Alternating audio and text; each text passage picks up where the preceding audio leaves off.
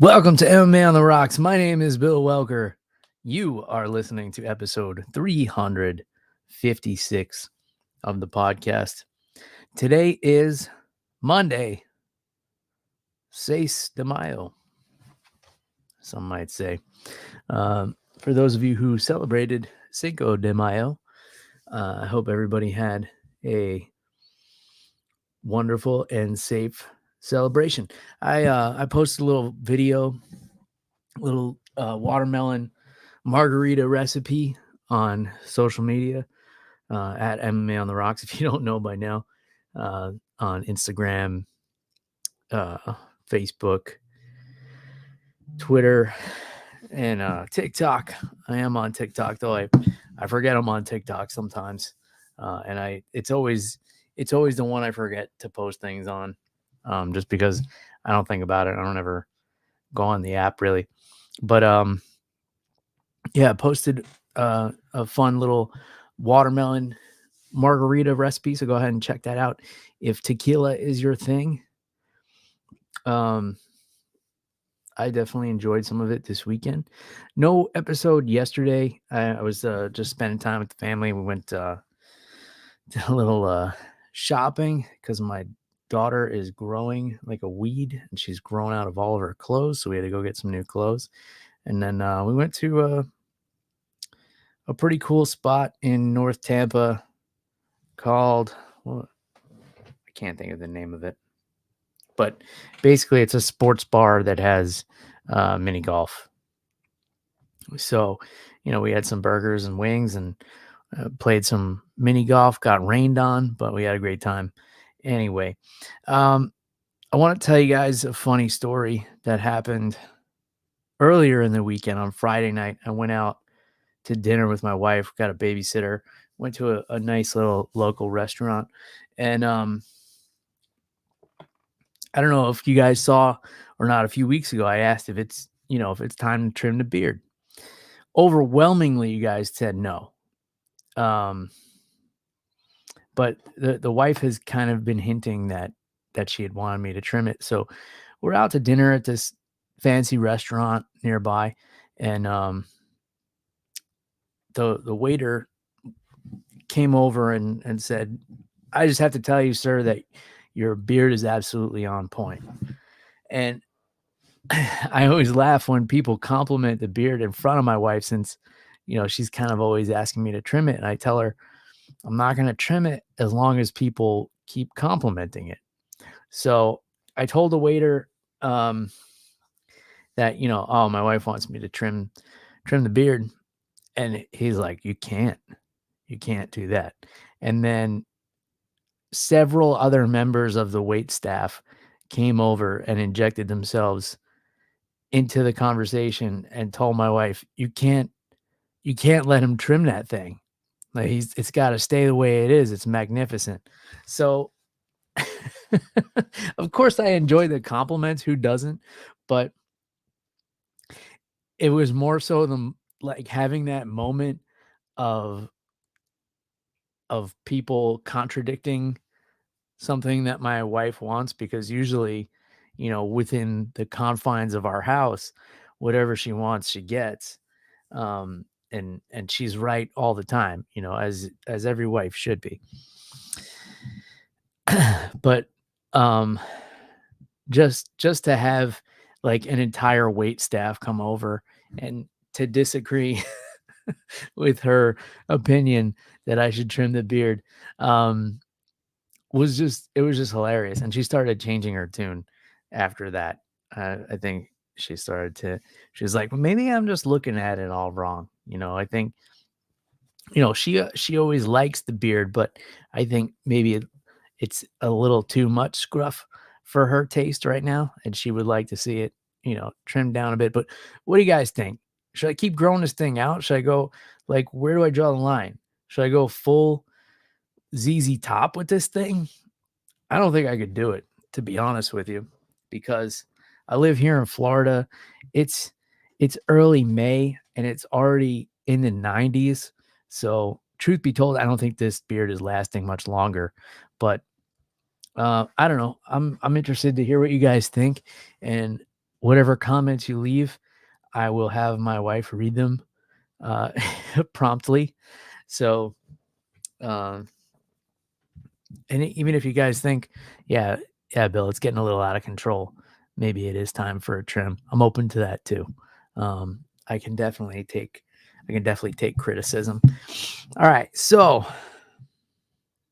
Cinco de Mayo was yesterday. Cuatro de Mayo saw UFC 301 in Rio de Janeiro, Brazil. Flyweight champion Alexandre Pantoja put his belt on the line against number 10 ranked Steve Erceg. So there was a whole series of events that kind of led to this fight coming together. Somewhat short notice for Steve Erceg. Yeah, why not? I'll go to Brazil and fight the Brazilian champion in his home country, fly halfway across the world to do so. I got to tell you guys, I didn't really care about this fight going in. You know, it was one of those things where I was tired, pay-per-view was going late, and I was going to make a game time decision.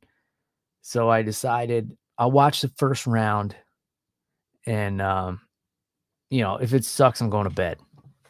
Right?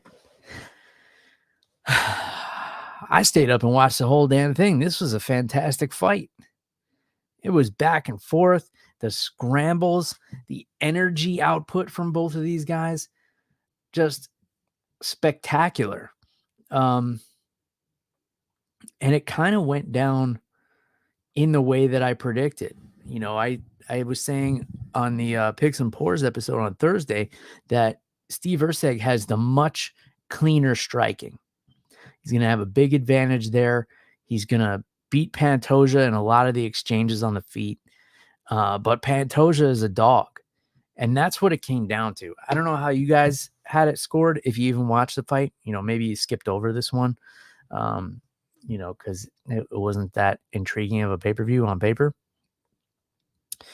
But I had it 2-2 going into the fifth. I had the first and third for Pantoja, and I had Erceg winning the second and the fourth. Although Erceg landed a nasty elbow in the third that looked like it was going to make Pantoja either puke all over the canvas or shit his pants. One or the other. So it all came down to that fifth round, which, is the most exciting way to have a fifth round. If it comes down to like, one guy's winning 4-0, then it becomes, well, can he just keep this shutout and not get finished? But it was close, man. It was real close. And I think it came down to probably a poor decision by Erceg of getting a late takedown in that fifth round. And Pantoja was able to turn it into a scramble and get on top. Even though he was exhausted, Erceg was exhausted. It really just came down to, who had the most dog in them at the end of the fight. And it was just barely Pantoja. And he won that fifth round and retained his title. But man, Erceg was impressive. He was really impressive. I'm so impressed with his vision in the pocket, the way he puts his combinations together, the way he's able to see his targets and follow through on them. He looked fantastic. And Erceg is not a guy that we knew a lot about going into this, right? Handful of UFC fights, maybe 3, right? But man, he really showed that he is a championship caliber fighter. And he looked really good in a lot of these exchanges. I mean, he was able to get Pantoja to the ground a couple times. His takedown entries are nice. His boxing is so crisp. And if he had just kept it on the feet in that fifth round, because I think he was up in that fifth round slightly. If he kept it on the feet, we might be looking at a new champion, right? Now, I don't know how you guys feel about an immediate rematch. I don't think it's going to happen because Pantoja said he wants to take some time off, and Steve Erceg is from Perth, and UFC 305, I believe, is going to be taking place in Perth. So he's probably going to want to be a featured fight on that card, I would think. You know, the guy's flying all over the world to fight. Why not? You know, why not fight in his home country? Yeah, Mark Fellows agrees with me. He says Erceg blew it in the 5th, should have kept it on the feet. Yeah. Pantoja won 1-3-5, 48-47. Yeah, I mean, that's how I had it scored as well. But it was a close fight. You know, that 3rd round could have been a swing round. You know, if they were fighting anywhere other than Brazil, you know, it was super close. It was super close. Erceg did a lot of damage to Pantoja, but Pantoja is just a dog, man. He's just a dog is what it comes down to. I feel like Erceg is just as skilled in every area of MMA and more skilled in the striking department. But, you know, Pantoja just has no quit in him. I mean, he had nothing left in the tank, and he was able to force that scramble, you know, in that 5th round. And that's really what separates champions from contenders, you know? So I thought it was a fantastic fight. Again, I had no dog in this race. I did not care who won this fight going into it, and I was fully prepared to skip it and go to bed. But after watching the 1st round, I was like, maybe I'll watch a second. Maybe I'll watch a third. Before I know it, it's like 1:30 in the morning, whatever it was here. And I'm still up. You know, I'm sitting on the edge of my seat watching this fight that, you know, 20 minutes earlier, I didn't give a shit who won it or that it was even happening. So pleasant surprise, many pleasant surprises on this card. One thing that I happen to be correct on, which, you know, rarely ever happens if you guys tune into the Thursday Picks and Pours podcast.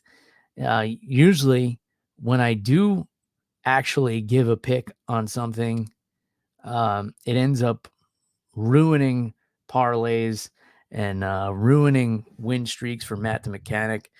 And but this one I got right. I said if there was one underdog on the card I would bet on, it would be Jose Aldo. And man, what a performance. Now, I want to kind of compare and contrast the co-main event with the fight right before it. But let's talk about Jose Aldo first. I mean, this guy, what a legend, right? Comes out of retirement after being inducted to the Hall of Fame, 37 years old, a weight class down from where he was the champion, you know, and don't forget, this is a guy who, you know, towards the end of his championship run was having a hard time making 145 pounds, you know, and things kind of went downhill quick after the Conor McGregor fight. You know, there was a bit of a slump there, but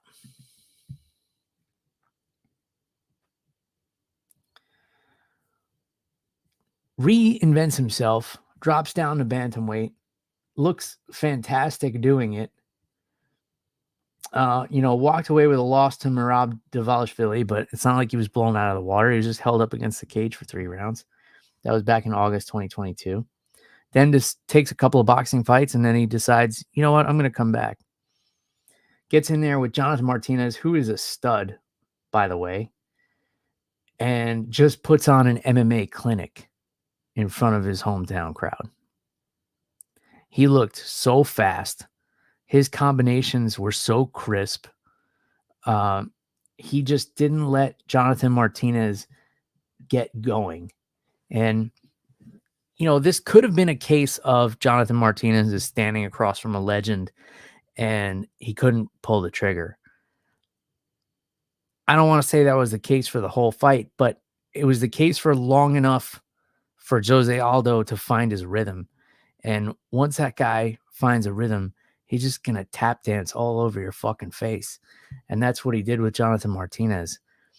I mean, what a performance, especially in the third round.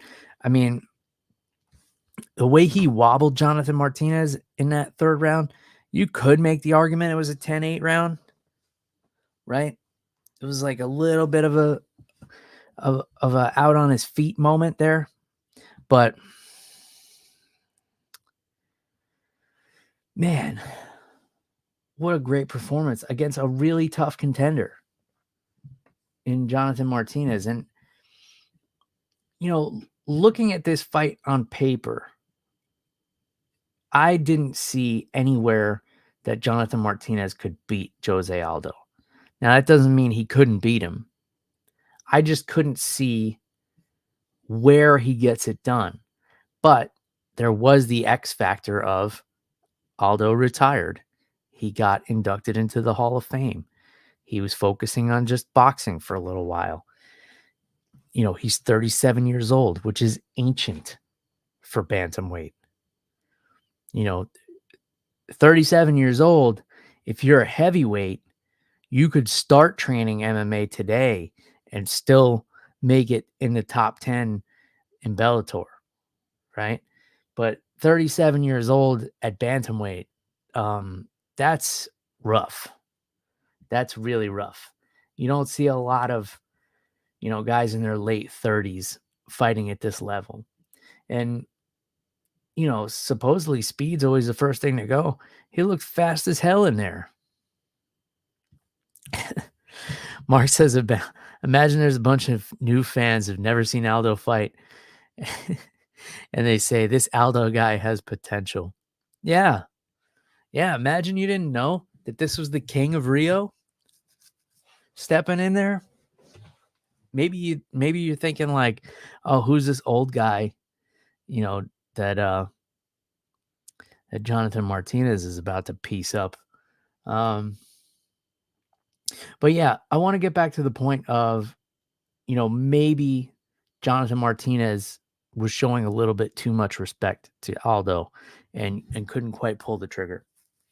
And I want to contrast that with the fight right before that, which was Anthony Smith and Vitor Petrino, because here we have Anthony Smith, a veteran of 55, 56 fights, whatever it is, gets in there with Petrino, who seemed to have no respect for the veteran in Anthony Smith. He got in there so confident, acting like he was just going to bulldoze this guy, which is great. I mean, if you're going to fight, especially at this level, you have to have confidence, right? It's like anything else. You have to be confident in what you're doing. Everything kind of comes down to confidence if you really boil it down to the nuts and bolts. But if you don't respect a guy like Anthony Smith, he's going to get one over on you. He has so many tools. He has so many ways to win, and he's seen everything. Yeah, you're a big, strong, fast, and very talented fighter. He's seen 50 other guys just like you. Some of them faster, some of them stronger, some of them more talented. You're not going to throw anything at him that he hasn't seen before. So it's just, the contrast in confidence in the face of experience is what I found interesting here. Jonathan Martinez, a little timid because he's going in there against a much more experienced Jose Aldo, who, was a reigning world champion in two different organizations. And Vitor Petrino thinking, he's just going to run through this old guy. Anthony Smith was making a point to start checking leg kicks, but he was doing it kind of awkwardly, where he would pick his foot up, and then when he put it back down, he was putting his weight on his lead foot. Petrino didn't really catch on to that, and Anthony Smith was actually the one landing leg kicks in the opening minute or so of this fight. And Petrino decides, all right, I'm just going to take him down. I'm a Brazilian, so what could go wrong? Leaves his neck out there, and Anthony Smith snatched it up. Petrino could have just let go of the double leg and fought the choke, but for some reason held on to it. Guillotine finish by Anthony Smith, 2 minutes even in the very first round. So kind of a rookie mistake there by Petrino, holding on to the legs instead of fighting the choke. He didn't see it as a threat, but Anthony Smith is a very smart fighter. There's a reason why he's a great analyst. It's because he's got a great eye for the details. And, if you make a mistake, if you make a big enough mistake, I don't care how old he is, he's going to make you pay for it. And that's what we saw here. He played spoiler for this young Brazilian who has the potential to be a superstar. I mean, he's got the physique, he's got the talent, he's got the explosiveness, all great ingredients for, creating a superstar. Then Michel Pereira and Ior Potieria, this was a wild fight, man, because Pereira, who kind of got away from the wild backflippy stuff for a little while, and it was serving him well. He was looking good fighting with the basics and fighting with patience and just enjoying being a middleweight and not missing weight. And, then he knocks Potieria down and then does like this crazy backflip, ends up kneeing him in the face. Now, it was kind of a mistake by the referee here because he should have stopped the fight at that point and, warned Pereira. But it's allowed to continue. Potieria kind of scrambles back to his feet, or more so stumbles back to his feet, and Pereira snatches up a beautiful high elbow guillotine, which is just a nasty choke. And Potieria taps, but goes unconscious anyway. And Pereira just leaves him like in a heap on the canvas. But, just a couple of things about the backflip, right? It's such an unnecessary risk. Like, yeah, it looks cool. Who wouldn't want to see a backflip? And maybe he lands like right into a submission or something, and it looks like something out of a movie. That'd be cool. But what if he does the backflip and lands on the guy's face and basically head kicks a downed opponent and loses the fight by disqualification, right? Because it goes when there's a foul, it goes by intent. If you do a backflip, like, that's a conscious decision. Like, yeah, maybe you don't mean to stomp on the guy's face, but like it's just stupid. So the referee would be in their rights to disqualify him if he knocked him out with something like that. And he came close, landed on his face with his knee. Now, all that being said, I'm an advocate for knees and kicks to a downed opponent being legal. I don't see any reason why they're not. I think it would make the fights a lot more exciting. I think it would change the game in a positive way. Guys would be protecting themselves. You wouldn't see any more of this shit where, guys and girls are putting a hand on the mat to be considered a grounded opponent so they don't get kneed or kicked. And they would have to find a way to intelligently defend themselves from those strikes. And I know a lot of fighters are on board with this thinking as well. I mean, Mighty Mouse had been very vocal about it for a while, and then, ironically got finished with a a knee strike on the ground over in Japan. I think that was a couple years ago now. But yeah, that should be legal. In any case, 54-second submission for Michel Pereira. I believe he got a performance of the night bonus. I'm going to kind of breeze over everything else.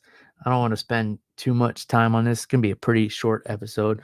We'll get into some more things on Thursday night for Picks and Pours when we break down this UFC on ESPN 56 coming up on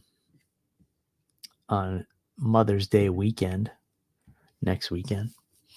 Cal Braulio, just beautiful knockout of Paul Craig. Paul Craig was, he was fighting like Paul Craig. He didn't seem too concerned with anything on the feet and wasn't really carrying himself with great posture. He was keeping his chin up, and Braulio was patient, and he found it and put Paul Craig's lights out. Beautiful knockout. Hell of a moment for Braulio. Calls out Jared Cannonier, and you know what? After that performance, I wouldn't mind seeing that fight.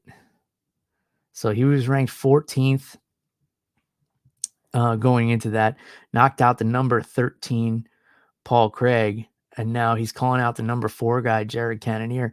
I like it. There would be some other interesting matchups for him in there, but why? He wants Cannonier. If Cannonier's up for it, let's just do it. These two guys want to fight, let them fight. I think Braulio and Roman Dolidze would be a fun fight as well.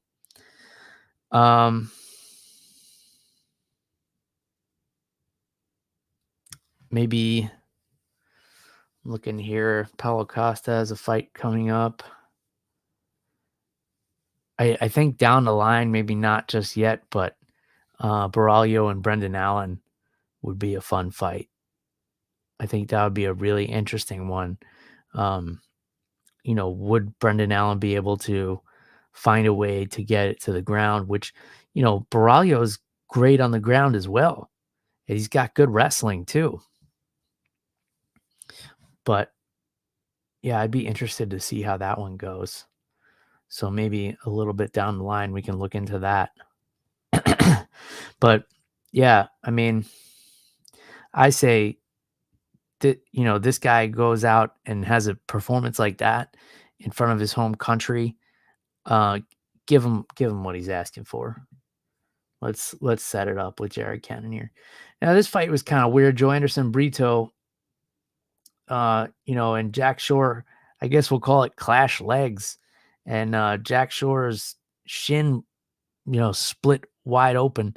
And it was pretty gruesome cut, but the doctor decided to not let this go on. And it's kind of confusing because technically doctors can't stop fights. They can advise the referee, but the referee has to make the decision to stop the fight or not.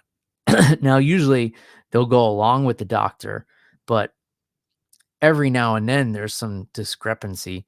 I told you guys 2 weeks ago, I took this course to become certified under the WBC rule set of Muay Thai to judge and referee fights, professional fights. And the instructor of the course gave a little anecdotal story of he was refereeing a fight, and one of the fighters was getting beat up pretty good, but was still in there, wasn't getting a standing 8 count or anything like that. But the doctor that was ringside went over to the corner of the fighter getting beat and grabbed their towel and threw it into the ring. And the referee didn't know what was going on. He saw the towel come in. He thought the corner threw it in. Turns out it was the doctor. So he had to have it out with that doctor and let him know, like, dude, you're basically like, until I come and ask for your opinion, you're a fucking fan. that's sitting here watching the fight, you don't have any say as to whether this fight gets stopped or not. Um, that's up to the referee. But this was a weird one, right? A cut on the shin, and he decides, you know, unless he could tell there was, maybe there was potential for a compound fracture or something. Maybe he saw something that we couldn't see with the naked eye. But yeah, that was a weird one. I don't know. I don't know what the ruling was on that. I don't know if somebody's going to get in trouble over this one, but weird finish to say the least. All right. I'm going to roll through the rest of this. Yasmin Lucindo, unanimous decision over Karolina Kovalevich. And one of my favorite names to say, so I'm glad he won. McTybeck Oralby gets the unanimous decision over Elvis Brenner. So I was happy to see him get a win because that means he gets to stay in the UFC and I get to keep saying his name. Drakkar Klose gets the unanimous decision over Joaquin Silva. There was one moment I wanted to talk about in this fight where Klose was caught in a guillotine and decided to throw himself onto his back. And Silva just, held on to the neck, and it could have ended really badly, but he was still able to pull off the unanimous decision win. Mauricio Ruffy, TKO's Jamie Malarkey, 4 minutes, 42 seconds in the first round. Dion Barbosa, unanimous decision over Ernesta Caracate. Yeah, let's go with that. Ismael Bonfim gets the unanimous decision over Vince Pichel. And Alessandro Costa TKO's Kevin Borjas, 1 minute, 35 seconds of the first round. So this card was surprisingly good, I think. I'll reiterate, the main event, I didn't have a dog in that race. I was fully prepared to go to bed early. I was looking forward to it, in fact.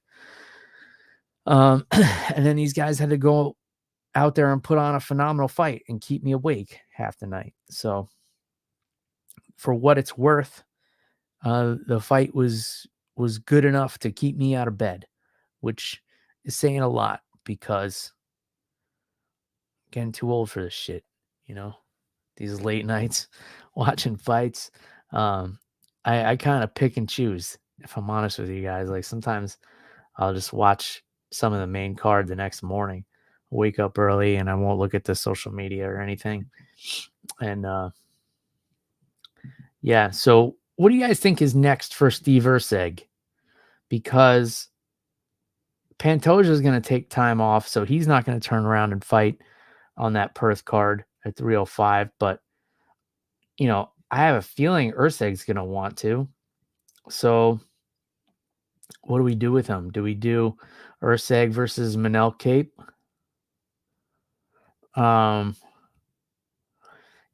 Alex Perez is looking pretty nice in the rankings now. Moved up 3 spots after that knockout win last week over Mataus Nicolau. So it'll be interesting to see tomorrow where Erceg ends up in the rankings. I imagine he's going to be in the top 5 after that performance, which might put him, I could see them putting him above Kai Kara France just because of the inactivity.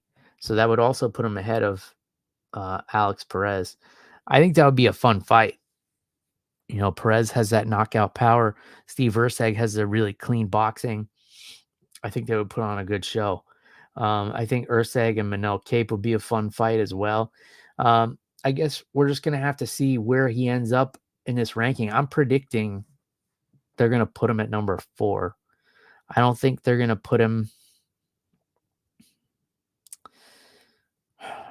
I wouldn't think they'd put him above Brandon Royval or Brandon Moreno. And I don't think they'll put him above Amir Albazi. So it'll be interesting. But what do you guys want to see? Mark says Perez as well. So maybe that's something we could see in Perth. All right. So next week, UFC on ESPN 56, Derek Lewis and Rodrigo Nascimento. This is a sneaky good card, and we're going to get into it more on Thursday when I have Matt on and we do our picks. But Joaquin Buckley and Nursultan Ruzaboyev in the co-main event. Alonzo Menafield, Carlos Ulberg. That one is going to be one of those fights where it's either not going to get out of the first round or it's going to be two tired guys kind of hanging on each other. But I'm here for it. Alex Caceres and Sean Woodson, two very awkward guys. Woodson awkward because of his build. Whatever he is, 7'5", 145 pounds. Very lanky, very stretched out guy. But Alex Caceres, very unusual style as far as martial artists go. Chase Hooper is fighting Slava Claus. Terrence McKinney on the undercard here. He's fighting Esteban Ribovics. Tabitha Ricci and Tisha Pennington, formerly Tisha Torres. That's a fun little scrap. And there was one more that kind of jumped out at me earlier. Maybe not. In any case, we'll take a deeper dive into this card on Thursday and come at you with the picks. Some slightly MMA related stuff. I don't know if you guys caught the live roast on Netflix of Tom Brady last night, but I did end up watching it. I didn't know it was on. My wife and I were just looking for a movie to put on last night after the kiddo went to bed, and she's like, "Oh, what is this?" It's a roast of Tom Brady. I was like, "Oh, put it on. Let's watch a couple of these." And I enjoyed it. Like the first few roasters had me in stitches. Like I was laughing so hard, my stomach hurt. And I love the celebrity roasts. They've always been one of my favorite things. My favorite roaster of all time is the late, great Greg Giraldo. So if you guys never saw any of the old roasts, like the roast of Flavor Flav and some of those other classic ones, just do yourself a favor and look up on YouTube Greg Giraldo roasts. He was just absolutely brutal in those things. I mean, he would pull no punches. He would go for the jugular on everyone, and it was hilarious. It was such a spectacle. I used to love watching that guy. And I went and saw him do stand up when I was in college. He came to my college and did a show, and he was funny. Nothing mind blowing or anything like that as far as his stand up went. He was a funny guy. I enjoyed the show. But when he did these roasts, man, he was just on another level from everybody else. There were some really funny people at the roast last night. Tony Hinchcliffe was pretty hilarious. Andrew Schultz was pretty good. Nikki Glazer, I thought, was hilarious. I thought they lit too many football players up there to do it. Oh, Kevin Hart was really funny as the host as well. But yeah, too many football players. Like they didn't need to be letting Randy Moss get up there. They let Dana White go for a minute, and he pretty much bombed. His jokes weren't bad, but you could tell he was not comfortable. And Dana's a funny guy, but he's funny not intending to be funny. When he's doing these press conferences and these media scrums and things like that, and he's just being himself and he's talking shit to the media, it's funny because it's genuine and it's just his personality coming through. But you give him some scripted jokes and tell him to try and be funny, and he's just too far out of his element. And it showed. But at least he only did it for a minute. Um, they let Ben Affleck do one, and he was terrible. Um, let's see who else was really good. Oh, Will Ferrell was pretty funny. Came out and did it in character as Ron Burgundy. Um, so that was good. Some of the football guys were okay. I thought Drew Bledsoe looked like he was on cocaine, but he had some funny little one-liners there. Um, Comedian by the name of Sam J, female comedian, she was hysterical. I laughed really hard at her roast. Jeff Ross, of course, always pretty solid at these roasts. Um, oh man, what a good sport Tom Brady is to get up there and do that. I mean, you're one of the most famous athletes on the planet. You just went through a very public divorce. Um, and they were pulling no punches. They were talking about, his ex-wife banging her jujitsu instructor, and you know, apparently nothing was off limits. So I loved it. I thought it was brutal. The more brutal these things are, the more hilarious they are. And then at the end, Tom Brady gets up there and kind of gets his revenge, but it was, very scripted, very kind of robotic, pretty much what you would expect from Tom Brady. But it was cool to see that, as stoic as this guy has been throughout his career, that he actually has a good sense of humor. He was laughing at everybody's jokes, and um, I always respect people like that. When you can take it as well as you dish it out, that says a lot about a person, and that's some of my favorite people. Like the people at the gym that you can just roast them mercilessly, and they take it with a smile, and sometimes they'll try and dish it back to you. Those are the most fun people to be around. you know People with no limits as far as what you can make fun of, and I like to think I'm that way as well.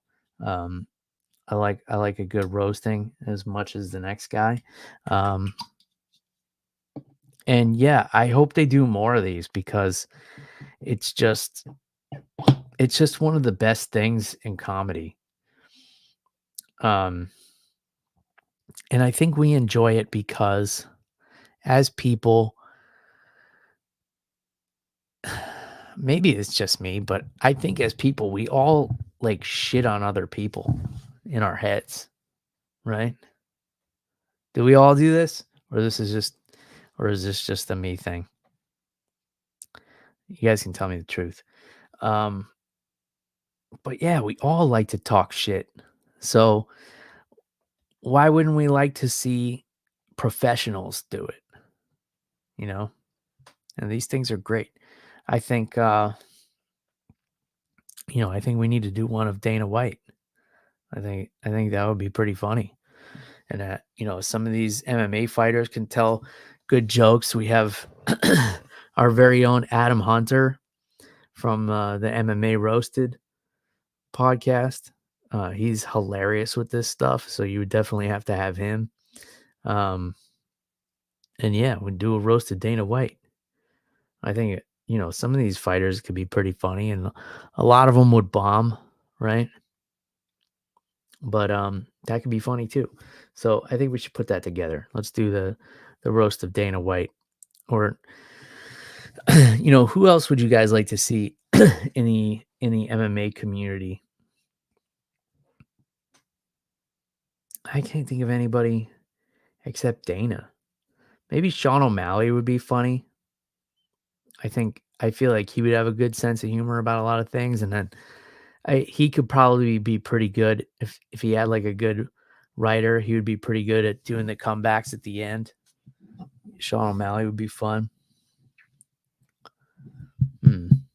Trying to think who else. Joe Rogan. They should definitely roast Joe Rogan. That would be funny. The roast of Joe Rogan. Let's make that happen. because he's kind of in both worlds, right? So you could have some MMA people in there, and then he's friends with all these comedians, Bert Kreischer and all those guys. I think that would be great. Tony Hinchcliffe roasting Joe Rogan would probably be brutal. Might end their friendship. No, in any case, I think that's everything I wanted to talk about. I didn't watch the boxing fight, but I don't know. Did Canelo win? Let me Google it right now. Yeah, okay. Canelo Alvarez defeats the formerly undefeated whoever he is. Munguia. Okay. Cool. Was that a good fight? Was it worth watching? Let me know in the comments. If you guys want to grab some MMA on the Rocks merchandise, you know the website by now, reaper1.co. You can use the promo code MMA Rocks 10, save yourself 10% on your entire order. Whether you are purchasing my merchandise or not, you can still use the promo code. I'll allow you to. They got some cool stuff on there. I wear their rash guards. I wear the t-shirts. You can go on there and support a local fighter or a professional fighter. Every purchase puts money in their pocket. So if you think fighters should be making more money, buy some merchandise from them and show your support. I think that's it. Stay tuned for Picks and Pours live this Thursday, probably around 9:30 p.m. Eastern Standard Time, where we will give you the predictions that we have for UFC on ESPN 56 from the Enterprise Center in St. Louis, Missouri. And that's all I got. So until next time, cheers, everybody. Bye.